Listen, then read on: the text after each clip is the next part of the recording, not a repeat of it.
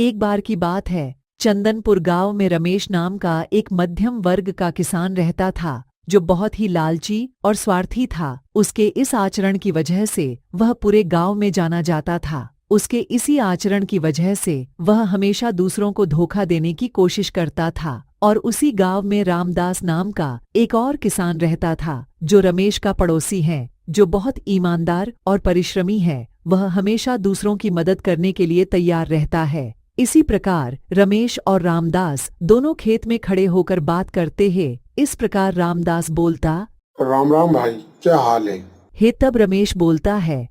राम राम भाई, बस खेती बाड़ी में व्यस्त हूँ। तब रामदास बोलता है। तुम्हारा खेत तो बहुत अच्छा दिख रहा है, लेकिन तुम कुछ परेशान से लग रहे हो। हाँ, खेत तो अच्छा है, पर फसल उतनी नहीं होती जितनी चाहिए। मेरे पास ज्यादा जमीन होती तो और भी फसल उगा सकता था। लालच बुरी बला है भाई, जितना है उतने में संतोष करो। परमात्मा ने जो दिया है उसमें खुश रहो। संतोष संतोष से पेट नहीं भरता, मुझे तो बहुत ज्यादा चाहिए। देखो किसान, लालच में पड़ोगे तो नुकसान ही होगा। संतोष और मेहनत से सुख ही मिलता है। इस प्रकार दोनों बात करते हैं, तभी वह पर एक साधु आ जाते हैं। तब रमेश बोलता, बाबा कुछ ऐसा कर दो कि मेरी फसल 2-3 गुनी हो जाए। बेटा, जितना ऊपर वाले ने दिया उतना संतोष करो तो अच्छा रहेगा। मगर रमेश नहीं मानता है। तब बाबा जी एक छोटी थैली निकालते हैं और किसान को देते हैं और बोलते हैं, ये लो, इसमें कुछ खास बीज है।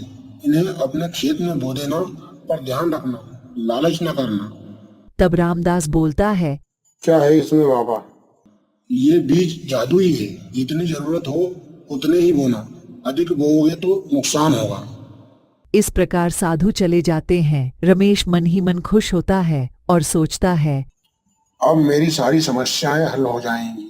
रमेश ने लालच में आकर सभी बीज एक ही बार में बो दिए। कुछ दिन बाद फसल बढ़ने की बजाय पूरी तरह से नष्ट हो गई। रमेश दुखी होकर बोलता है, हे भगवान, मैंने ये क्या कर दिया?